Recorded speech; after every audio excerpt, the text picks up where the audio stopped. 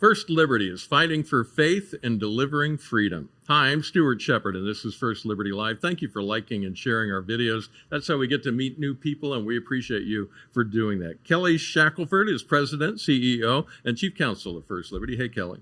Hey, Stuart. Thanks for coming out and joining us. We are a few days away from our fiscal year end. June 30th is the end of our financial calendar year. So I wanted to take a moment with you just to look back at our past fiscal year and look ahead at the one coming up. First, one question people always wonder when they support a nonprofit is, are you actually doing what you said you were going to do? Has First Liberty been doing what we said we would do? Yeah, I just looked through a list because you forget about all the wins, and it would be so long. I mean, there's no way we could cover all the cases, but I mean, just a few highlights. I mean, think of the Navy SEALs case and what a huge win that was. Yep. Not only a great win, but it was even bolstered even more when President Trump won. One of the first things he did coming in was issue an executive order to even add to that. But that is boy, talk about a hard case. Think of suing the military. If you get a more left-wing judge, they're against that you're challenging a Biden administration initiative. If you get a conservative judge, they don't like people suing the military. So an almost impossible case that by God's grace and favor, we not only won, but we won in a major way. Yeah. And it ended up really saving us from losing probably 50 to 60,000 military families. So you have huge cases like that and the precedent that sets for those who serve it. You might have noticed the enlistment numbers are now going way up, where if there'd have been no religious freedom in the military, I mean, not going to happen. It wouldn't have happened. So a huge there. But go all the way to one of our more recent cases we won, which was just kids that had a talent show at their school and were told they couldn't sing a Christian song. In the fourth grade. Yeah. I know. And what I love about that was not only the victory and the school backing down, but that the song that our client was going to sing is a song by Colton Dixon, and he found out. Yeah. And then we had a little social media interaction. He commented on our post about it. Our social media person, Jenna, sent him a note. Hey, would you like to send a message to the family? He got a little video to send to him, which we got to share, which is very encouraging. I love that. So that's my way of saying, I mean, I could talk about a lot of cases. We won a huge case at the Federal Court of Appeals and up in the Northeast of no places too. Yeah. On behalf of an Orthodox Jewish client of ours that was really lost their job because they wouldn't take the vaccine in violation of their faith. A lot of other wins, but from the big to the small, we had a huge number of victories. It was really a good year, but I'd say, we still have a lot of cases in the pipeline. Well, let's look ahead to the year coming up. As you look down the road to what we're about to do, what's on the top of your list? What are some of the items on your to-do list coming up? I mean, number one, I would say there's 3 cases at the Supreme Court. And these are all cases that are really the type of cases that the Supreme Court will be very interested in. I mean, I could see a world where they took all 3, although that would be insane. And so we'll just have to wait and see. The Olivier case, which is, of course, about whether you can share the gospel in a park. Right. And it gets even crazier because it developed into whether when you're fined for that, whether you have a right to bring a lawsuit to challenge the constitutionality, the ordinance that you were fined under. You can't do that because of the way the weird catch in the law is. Just bizarre. And to show you how bizarre, people may not know about en banc, but normally at the Federal Court of Appeals, you get 3 judges. Yeah.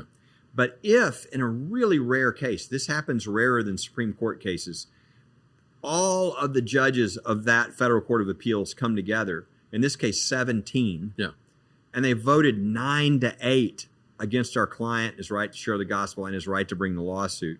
So it shows you how close. So that's why I say this is a prime type case for the Supreme Court to look at and go, we need to do something about this. The Cambridge Christian case, which we're getting more support in amicus briefs than we've ever seen in any case on our way to the Supreme Court, more than even the Coach Kennedy case. And that's the football teams that wanted to... 2 Christian schools that wanted to have a prayer at the state championship football game.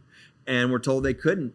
And the dangerous thing about this case is what they said is, oh no, it's government speech. Because you're using the government microphone over the PA system. If the government can ever take over private speech and call it government, and then it wipes out your religious freedoms, your free speech rights, very dangerous. Yeah. I mean, public parks, public sidewalks. I mean, the government's touching everything. So if it can just kind of touch and then say, no rights to free speech here, that's why we're getting so many people coming in to say something. And then we have an Amish case where, in this case, it's a situation where they're trying to force Amish people to violate their faith through a vaccine requirement. And again, I think people understand in this country, and there's some of the most famous religious freedom cases at the Supreme Court involve the Amish because they live differently.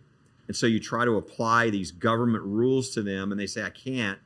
And it's a perfect situation for a religious freedom of conscience case. So those are three. We have 8 arguments that we've had at the Federal Court of Appeals, right underneath the Supreme Court, that we're literally waiting for decisions for right now. Yeah. So 105 cases going right now all over the country. And then that doesn't even include the extra, the Religious Liberty Commission, which we're serving on, which is meeting over the next year. We'll be meeting every month or so. And if people haven't heard about that, it's the President's Religious Liberty Commission. It's one that he put together to look at the state of religious liberty in America. It's a huge deal. It is a great opportunity. Our job under the law is to provide only to the president, directly to the president, our recommendations for what we think he should do to bolster, to protect, to advance religious freedom, and not just for 3 years while he's in office, but in a permanent way. Yeah. And so that could have a huge impact long term. And then, of course, we're working on our judicial legacy project, where we want to make sure it doesn't do very good for us to have great legal arguments if we go into court and the judge doesn't care about what the Constitution says really or about religious freedom. And so we're making sure we have solid judges on religious freedom. We have the most extensive vetting operation in the country. We have more data on the choices, and we don't make decisions about, who is picked, but we can certainly provide the information to make sure that the best information is available for the best judges to be picked. And that'll have an influence for decades to come, because these are lifetime judge appointments. So, I mean, that's a lot of things on top of the cases that's going on right now, but it's all good. It's sort of a unique opportunity to do something in a short window of time right now that will have long-term impact and nationwide impact. And it's really about what kind of country we're going to leave our kids and our grandkids. We're going to be determining a lot of that here in the next few years. We love to focus on the Supreme Court cases, and people are always interested in those for obvious reasons. But not every win has to be at the highest level to have an impact. I want to just quiz you real quick. These are some cases that we've had some advances in recent days here at First Liberty that we've all been talking about here in the building. First, the Rock Church in Colorado. Yeah, it's a whole, batch of cases we have right now that we have never had before, where the government is actually criminally prosecuting churches and pastors for being churches and pastors. Compassionate. Yeah, it's criminalizing compassion. Whether it's somebody feeding a hungry person, or helping a homeless person, or in this case, pulling people off the streets, really, and getting their life turned around and putting them out in apartments.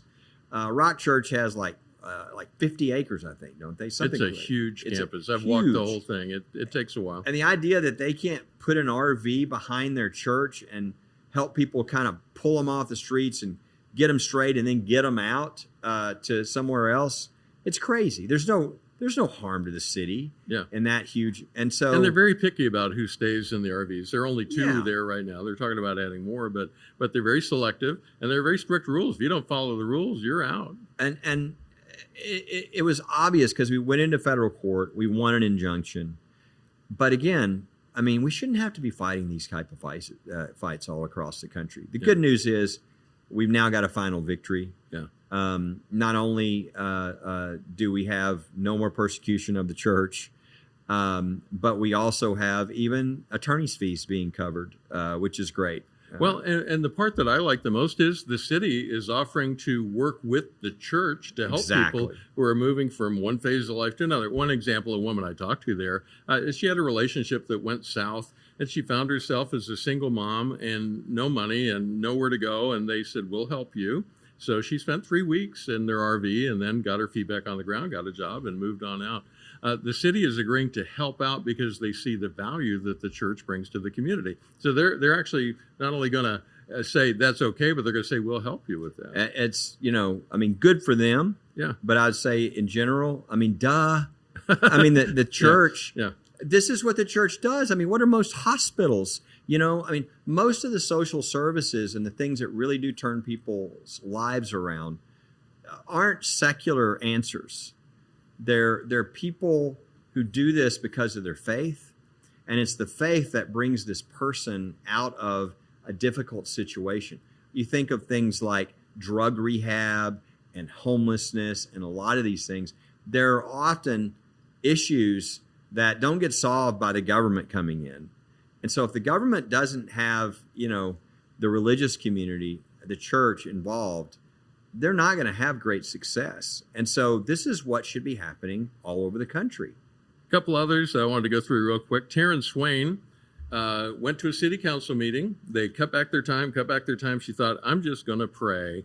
That she got shouted down, and the mayor told her to stop. We don't do prayer here. But we got some good news in that case. Tell us what happened. Well, the response we got from our letter to the city to inform them of this thing called the United States Constitution. Don't know if you've read it. Yeah, was for their attorney to say, "Oh no, we don't have that policy," which I would highly advise him saying. Yeah. Which means that what they did was wrong. They not only admitted what they did was wrong, but they invited her back to be able to have her prayer, and to not cut into her time, because usually that would be her time to talk about the issue that was before the city as well. So a good victory, but again, a case that should not have had to be brought.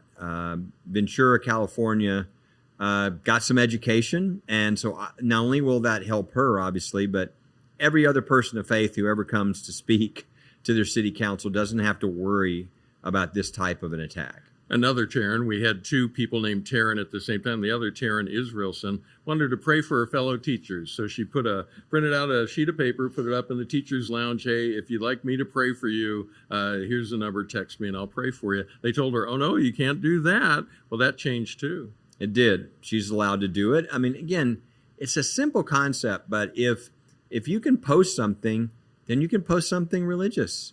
This idea that you can post something, but somehow religion is like the new pornography that has to be banned from the faculty lounge. And by the way, the faculty, these are not children.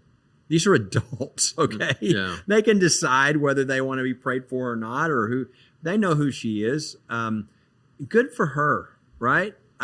This is the thing that we talked about when we were on the Religious Liberty Commission is, we're not going to get this thing turned around if people don't stand up. We're winning, just like all these cases we're talking about, but it takes somebody with courage to stand up. And not only to stand up, but to do something like this. I knew of a group a number of years ago who started. They were former educators, both in the administration and as teachers. And they started a little ministry, and they encouraged other teachers. They said, here's some things you can do to minister to people in your school district. And they did things like a prayer request deal in the faculty lounge and all these types of things. And people would say, I've got some serious stuff going on. I could. And what happened is over the next few years, over 1,200 teachers and administrators in that school district came to faith. Wow. Because they needed that in their life. And it just occurred for people stepping out, offering to help, offering to pray for people, offering to support people. Well within their rights and under the Constitution. Absolutely protected. But that's what's really going to change our country. People worry about the divisiveness, the attacks, the ugliness. That's how you really make a change. We're coming up on the end of our fiscal year, and I want the people who support us, who their support is what allows us to sit here and have this conversation right now. I know your heart, but I want to give you a chance to share your heart with them, just to look into the camera here and let them know what you're thinking as we head to the end of our fiscal year. Well, I would just say, number one, thank you. If you've been a supporter of what we've been doing, and I really mean this, all these Supreme Court victories, they're yours. I mean, your fingerprints are on these victories like we just talked about. You're standing with this teacher in the faculty lounge when she's really standing all alone. So realize that and understand how much not only I appreciate that, but the Lord appreciates that. So thank you. But I would say what we're doing right now is this is going to determine over the next few days what we can do next year, because we have to see what comes in before we can set our budget for the next year. So it's a great time. We've got some supporters who came forward with $500,000 saying, hey, we want to match what people are going to do, and we want to challenge other people to do this. And so if this is something you care about and you want to be a part of that you haven't, or even if you have and you want to help us do a little more, especially with these new opportunities, not only all these cases, but now the Religious Liberty Commission, as well as working on judges and making sure that we set the courts. Now's a great time to make a donation to First Liberty. It's 501c3, tax deductible, and I think you know this, but I'm going to tell you, we are going to use that donation for impact. So great time, and I can't thank everybody. I mean, this is how we do what we do, because people are generous and want to help other people. And I just say this too, it's kind of like, think of the Kleins who've gone through 13 years of litigation. The only reason they're standing there doing that is for people like you, that want to run their business according to their faith. Maybe their kids want to run their business according to their faith. The great thing about First Liberty is you can give and make that happen without you having to be the one that goes through 13 years of what they've suffered through. So it's a great way for you to stand with them, arm in arm, hand in hand, and we'd love for you to do that. Very good. Kelly, I'm glad you're in the fight. Glad you're on our side.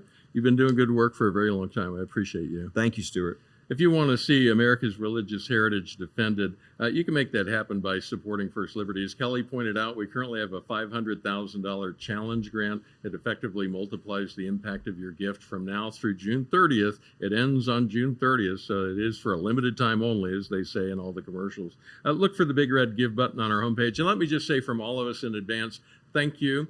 We appreciate the fact that you do that. It's every day on the way into work. It's never lost on me that I only get to do this because of the support of people like you. And also, our clients never get a bill. And the only reason we're able to do that is because of the support and the generous donations of people just like you. So if you'd like to be part of that, just look for that donation button. First Liberty is fighting for faith and delivering freedom.